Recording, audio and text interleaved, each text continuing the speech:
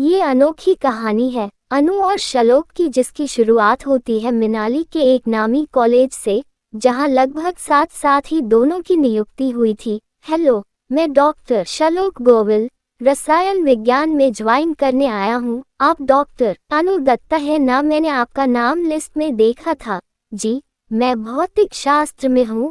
आलोक की बात सुनकर अनु ने तुरंत मुस्कुराकर जवाब दिया। ऑफिस में इस पहली मुलाकात के बाद से ही दोनों अच्छे मित्र बन गए। कॉलेज की अच्छी बुरी सारी बातें एक दूसरे से साझा करना, छोटी बड़ी सभी बातों पर एक दूसरे की सलाह लेना उनका रोज का काम हो गया था। नई नौकरी, नई जगह, नई उम्र, नया जोश और नए लोग, सामंजस्य बैठाने में दोनों व्यस्त हो चले थे। अनु छोटी छोटी बातों में आनंदित रहने वाली, खुशमिजाज और मिलनसार लड़की थी। अपने मधुर व्यवहार और अपनी प्रतिभा से बहुत कम समय में ही उसने छात्र छात्राओं और सहकर्मियों के बीच अपनी अच्छी जगह बना ली। उसे कॉलेज बहुत भाने लगा था। वहीं तीक्ष्ण बुद्धि, थोड़ा उग्र स्वभाव वाला और अत्यधिक महत्वाकांक्षी शलोक जीवन में बहुत कुछ कर गुजरना चाहता था। अनु, मुझे हर वक्त एक बेचैनी सी रहती है।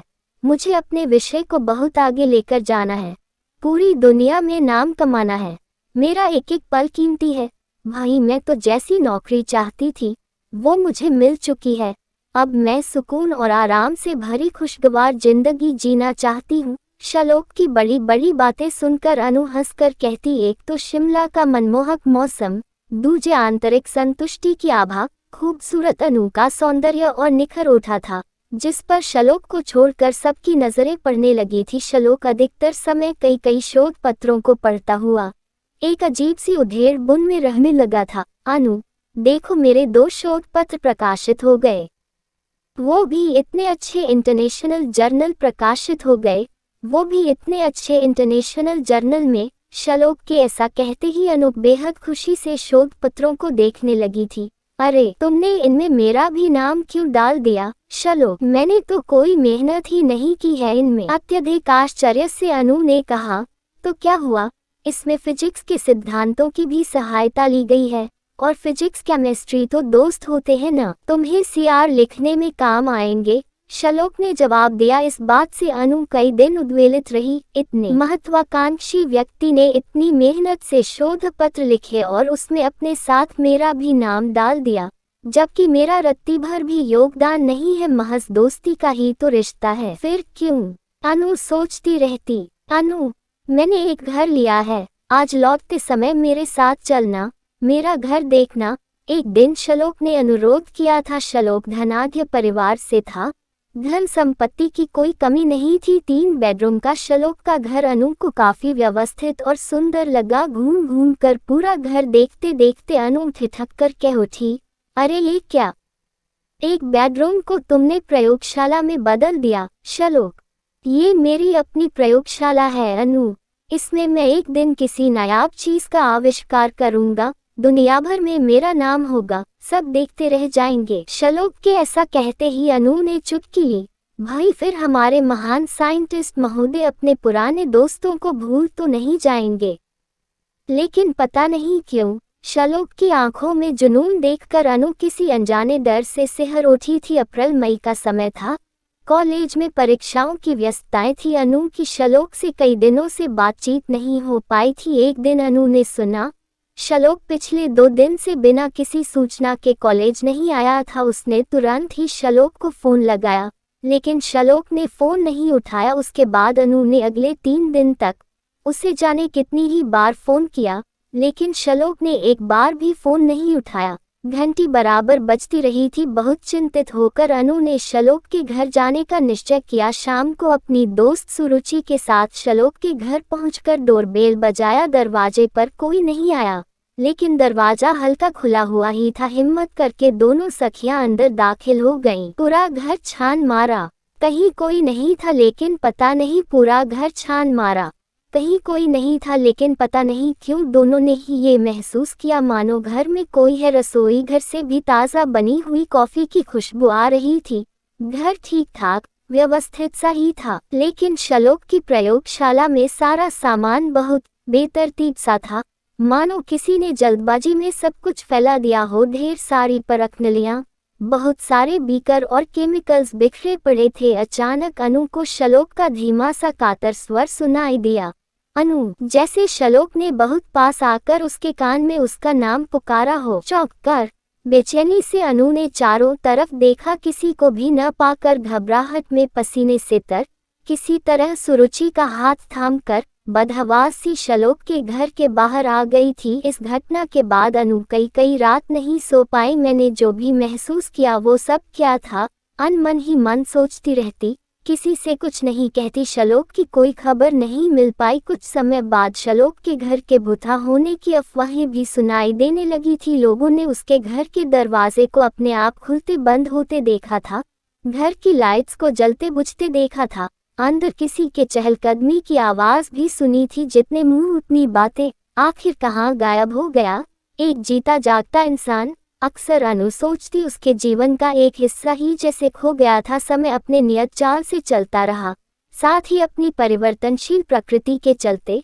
चुपके बिना बताए अनु की व्यथा पर मरहम का फाहा भी रखता रहा। देखते ही देखते 2 साल बीत गए। इस बीच अनु का विवाह हो गया था। अपने व्यस्त जीवन के आवरण के कई परतों के अंदर अनु ने आलोक की स्मृतियों को सहेज कर रख लिया था। एक दिन अनु कॉलेज से घर लौटकर थोड़ा सुस्ता ही रही थी कि डोरबेल बज उठी। अलसाए कदमों से अनुपमा ने दरवाजा खोला, लेकिन बाहर किसी को न पाकर झुंझलाहट में सोचा, जाने कौन बेवजह परेशान कर रहा है। लौटकर पुनः कुर्सी पर पसर गई, लेकिन तभी आश्चर्य मिश्रित सिहरन से अनु थरथरा उठी जब उसे सामने से एक आवाज सुनाई दी, अनु प्लीज, मुझसे डरना मत, मैं भूत नहीं हूँ। श्लोक की धीर गंभीर सधी हुई आवाज को अनु तुरंत पहचान गई थी। लेकिन तुम हो कहाँ श्लोक? मुझे तो तुम दिखाई ही नहीं दे रहे हो। उद्धरण चिन्ह, मैं तुम्हारी सामने वाली कुर्सी पर बैठा हूँ अनु, पर तुम मुझे नहीं देख पाओगी। मैं तुम्हें सारी बातें बताता हूँ।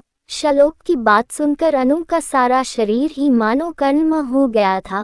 वह सब कुछ जल्दी से जान लेना चाहती थी। अनु, तुम तो जानती ही हो कि लगभग 2 वर्ष पूर्व मैं पूरी तन्मयता से अपने निजी प्रयोगशाला में एक नायाब आविष्कार करने की कोशिश में था। दिन रात की मैकनन के बाद यतिरकार कोशिश में था। दिन रात की मेहनत के बाद आखिरकार मैंने एक ऐसी दवा का निर्माण कर ही लिया जिसे पीते ही कोई भी व्यक्ति अदृश्य हो जाए। मैंने इस दवा का सफल परीक्षण चूहों और खरगोशों पर भी कर लिया था। इतना ही नहीं, मैंने साथ साथ उस दवा की प्रतिकारी दवा भी बना ली जिसे पीते ही व्यक्ति पुनः अपने साकार स्वरूप में आ जाए। अर्थात मैंने 2 दवाओं का आविष्कार किया, पहली वाली अदृश्य होने के लिए और दूसरी वाली पुनः दृश्य होने के लिए। लेकिन शर्त यह थी कि दूसरी दवा तभी काम करती थी जब वो पहली वाली दवा लेने के 1 घंटे के अंदर ही ली जाए, अन्यथा की स्थिति में व्यक्ति के हमेशा के लिए अदृश्य हो जाने की आशंका थी। अनु, बस यही मुझसे चूक हो गई।